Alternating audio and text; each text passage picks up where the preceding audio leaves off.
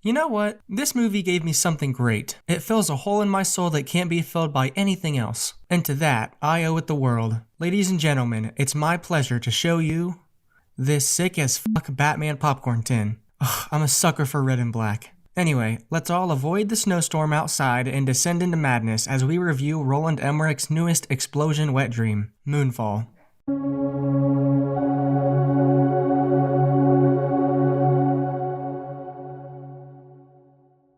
So what do you get when you combine 3 tons of sarcasm, a healthy dose of wake the fuck up, and a lot of single men sitting alone in a theater? You get a 40% on Rotten Tomatoes. Oof. But does this movie deserve it? Only partially. Let's start with what everyone is really here for, the action scenes. They're actually pretty good. You get a really wide variety here. Natural disasters, fighting in space, it's got it all. And I was actually surprised how well paced and designed the space action was.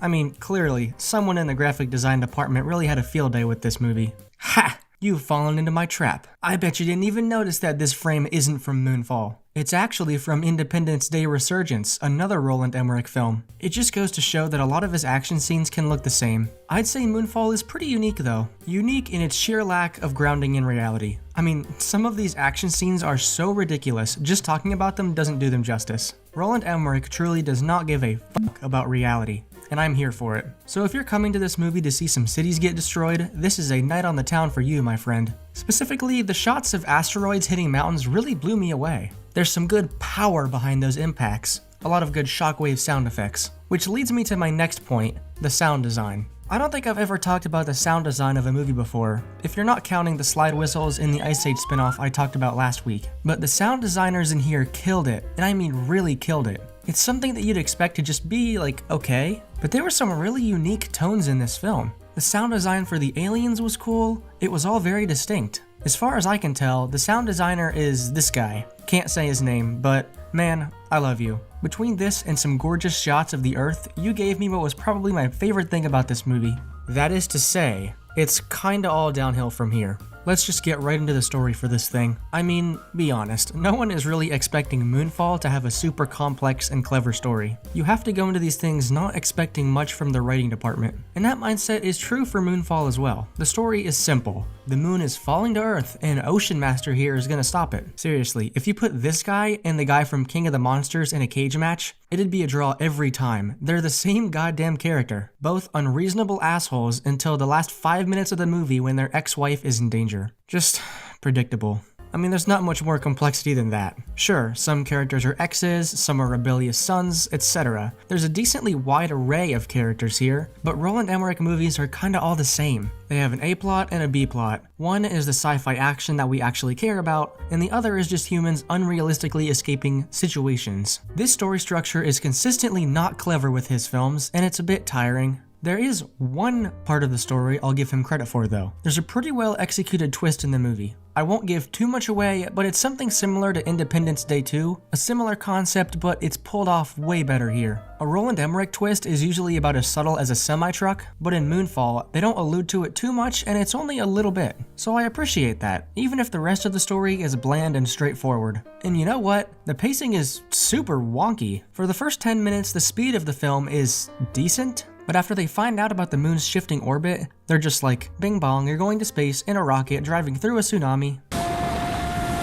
And this movie does have sequel bait as well, but it's so half-assed. I don't even think the director wants to come back to make a sequel to this thing. What can I say? The guy doesn't really do sequels anyway. So the operative question remains, and it's the question I really wanted to set out to answer when I went into this thing. Does fun CGI action alone justify a movie's existence? Conclusion? No, it doesn't. This might get a bit negative for a second, but it's something we have to talk about. Good CGI action doesn't justify a movie's existence. As an outsider who's watched the theater industry die, movies need to be better if they want to survive. This movie's only real value is the action scenes, and pretty soon that'll be able to be replicated outside of a high-budget action movie. To say that these kinds of films are justified based on action alone is accepting that the genre will never evolve, and it's accepting that the movie is good enough. You can have these great action scenes and a great human story, you just choose not to. This movie isn't bad, it's just a reminder of how much potential is really being wasted.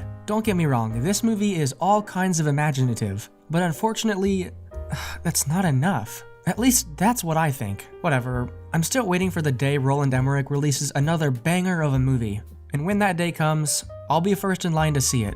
Unfortunately, I don't think Moonfall is all that. So let's tally up a quick score already. Story wasn't great, I'll give it a 7 out of 20, saved by that good twist near the end. Sound design is an 18 out of 20, really blew me away. Literally. I'd give action a 17 out of 20. Most of it is really good, but you can just watch those scenes on YouTube in a few months. Thanks, movie clips. Rewatchability is a 5 out of 20, because I'm not counting those YouTube views. I probably wouldn't watch this again for a long time. Lastly, we have the visuals. Actually pretty dynamic and interesting. Beautiful landscape shots, really colorful. That gets a 17 out of 20. So out of 100, Moonfall gets a 64. Okay, not quite the stinker that Ice Age 6 was, but not fantastic either. The sound design and visuals saved you on this one. So that's my review of Moonfall. Thank you everybody so much for watching, and thank you for the support on my last video. I really didn't expect those numbers. I mean, for God's sakes, I would have started talking about trash movies way before this if I knew you guys liked it that much. And lastly, I want to thank my brother for watching my videos. You're awesome, dude. Hey guys, thanks for watching this video all the way to the end. You're the best, and it's because of people like you that I love making videos. Write in the comments which outfits Candle should wear next. They can be original or taken from pop culture. And go follow my subreddit for video updates, frequent polls on video and outfit ideas, things like that. And if anyone wants to collaborate on a review or video essay, hit me up. Subscribe to this channel for more TV and movie reviews and news. Thanks for watching, and we'll see you next week. Peace out.